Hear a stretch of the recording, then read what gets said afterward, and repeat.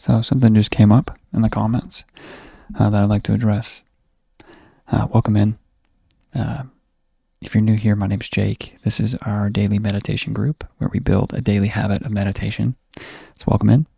We do 10 minutes, so you can skip to the silence, to the music, ahead a few minutes if you have your own practice that you would like to do with your time here. But before we begin, I want to address a comment from yesterday's video, and that comment was from Anna. And Anna, this theme, this question, I asked myself about a year ago, and I got a lot of clarity on it, and I sent a really long response to her from yesterday's video. If anyone wants to read that, it's more of an essay, so I apologize if that's super long. But I want to distill that down, really simplify it. Her comment was about, being in this awareness space and meditating is peaceful. It's calm. They felt empty. But afterwards, they're thinking that if we don't identify with our thoughts and personality in everyday life, it means we can't feel those intense positive feelings associated with our ego, like joy, enthusiasm from life. Something good happened in the past that you keep to remember. It's like we involuntarily deprive ourselves of intense emotions. And she asked, what do I think? And so Anna, I did reply a long response for you, but I would like to encourage everyone to explore that idea. Why do you think you have to be different if you're meditating in daily life around everyone, right? Some people feel like if they are meditating in their daily life around their friends, family, coworkers, strangers, that they're bothering people or won't connect with people, right? Well, I got a lot of clarity from Muji, who his quote is, "Let the senses play and the world dance." So really it's all about freeing ourselves from limitation, because once you stop identifying with your mind, your thoughts, stop identifying with the limitation of your ego, the person with your name, your experiences of the past, your beliefs, your hopes and wants and desires of the future. Once you cease identifying with that as yourself, you expand. You are free of the shackles of limitation. And in that way, we can experience more deeply life itself. We're not diminished, right? I also heard the story. It's like the metaphor of the person, the spiritual seeker, who knows that freedom is on the other side of a deep, dark abyss. Deep, dark abyss. They're at the edge of the cliff. They know they can jump in. And once they jump in, they're free. They have enlightenment and complete freedom, bliss, and absence of suffering. But to do that, they have to stop identifying with their personality, with their ego, with their thoughts. And it's scary because the brain, not even the brain, the mind, the Maya, all of the conditioning and social constructs, it strikes fear in us, because when we cease identifying with our thoughts and with our personality, there's a defense mechanism that almost rears its head back at you and says, no, this is death. No, you can't do that. That's the opposite of enlightenment. No, you need me. And that is the trap of the Maya, the trap of the thoughts. And so we're not trying to kill your thoughts or your personality or your ego. We're not trying to stop your ego or your personality or your thoughts. We are allowing everything to be there. We are enjoying life to its fullest in every way, through communication and connection, enjoyment of the senses and the feelings of life, emotionally experiencing deeply, connecting deeply. And through all of that, we have freedom, like in the story of the person on the cliff about to jump into the abyss, right? Most people are jumping into that abyss with a rope tied around their waist, tied to the tree behind them, because they're afraid of letting go. because of the implications. They're afraid that if they let go, they'll lose their humanity. They'll lose their good feelings. They'll not be able to connect with people anymore. And it's actually the exact opposite. That is the fear. That is the fear that the mind will attack you with when you learn of your power. That is the fear. I'll say it again. That is the fear that the mind will attack you with, present you with, disturb your focus with, because you are reminding yourself of your power. When you remember your power, you realize the mind is just an illusion, that is a tool that we are using, that we use to experience consciousness at the individual level. Consciousness is life itself. It's everything in one. We are oneness, right? We are the same as this light, as this plant. That oneness, when we became conscious beings, individual beings with sentience, the ability to think, the ability to name objects, the ability to identify, I am Jake, I am a person on earth. When we named things and started identifying, we created more separation and distance from consciousness, which is everything, the connection to the oneness of reality. And so when we cease to identify with our thoughts, with our personality, with our moods and sensations, we are not trying to stop anything. We are actually freeing ourselves from the illusion. Once we free ourselves from the illusion, then you can use your mind to its fullest potential. Use discernment to realize these thoughts coming in are just like clouds. It might be a stormy day or it might be a beautiful day. We can decide if we want to go outside. And then in turn, with our personality, same thing. Our personality is ever changing. We might consider ourselves unhappy at our stage of life at one point. We may at another time in our lives, years later or years before, consider ourselves an incredible, best part of our life.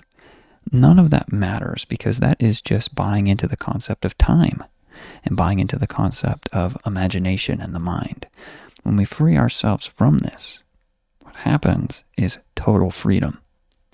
But our mind will trick us with fear, intense fear, pain, loss, doubt, subtle emotional waves.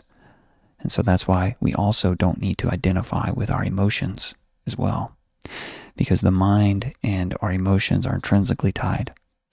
When we identify with our personality, when we have a bad thought, we get disturbed. When we have a bad feeling, we get disturbed. And so it is understanding that that disturbance is fine. There is a calm pool of water. When we throw a rock into the pool of water, it is disturbed. But the water does not let that stop itself. It rides the wave to stillness. And it realizes that it is infinite, that it can change form, that it can move, but regardless, nothing can destroy that water. We are the same. Nothing can destroy us. We are pure. We are free. We are infinite. Your conscious presence, your beingness, is the highest form of consciousness that we can experience. And that is the true bedrock and root of who you are, not your personality, not your thoughts. So I hope that helps you, Anna, and I hope that helps anyone else who was listening. So let's get into 10 minutes of meditation. For 10 minutes, don't identify with anything within your perception that is an I statement, a thought, imagination about the future or the past, ruminating about anything mentally, analyzing, judging. Watch your intentions, watch your personality, your name and your past experiences and your projections of the future. Watch, witness when this happens and just recognize, yes, those are thoughts. Yes, that is my mind. Yes, that's imagination. Yes, that is a sensation. Yes, that is a mood. Recognize all that comes into your perception, anything phenomenal, anything that is not permanent. The only thing that is permanent is awareness. The only thing that cannot change or be changed is your conscious present awareness. Sit in that place. Be empty. There's nothing for you to do. There's nothing for you to, no technique to try. Just sit in that place of awareness for 10 minutes. Okay. 10 minutes. Watch, witness, be empty, do nothing. Free yourself and experience the joy, the peace, the subtle freedom that arises through your own recognition that you are not your thoughts, you are not your personality, you are not your moods and your senses. We begin in 3, 2, 1. Sit in this space.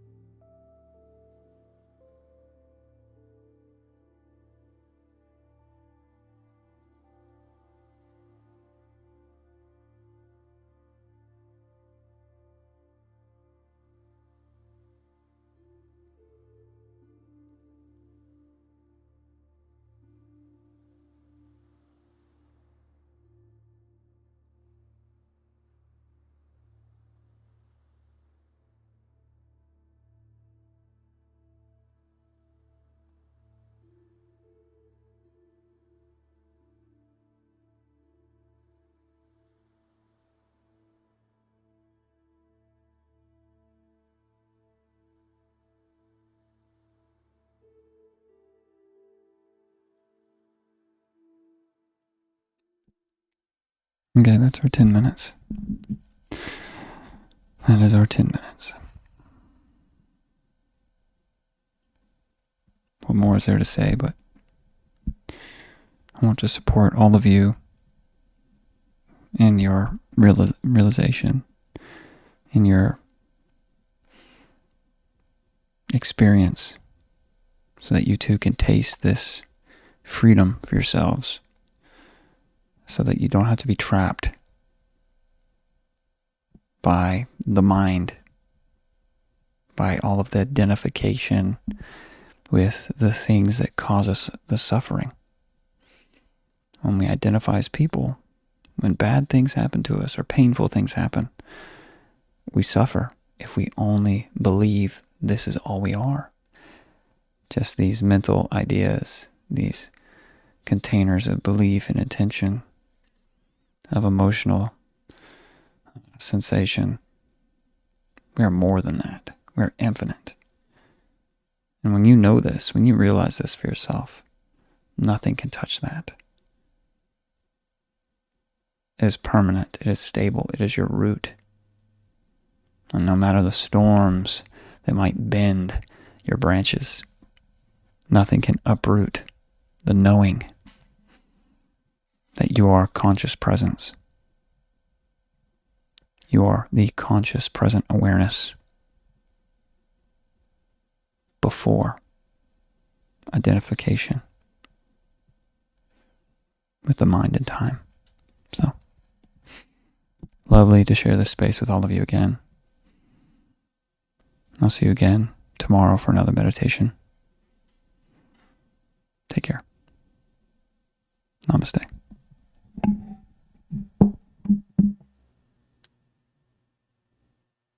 Namaste.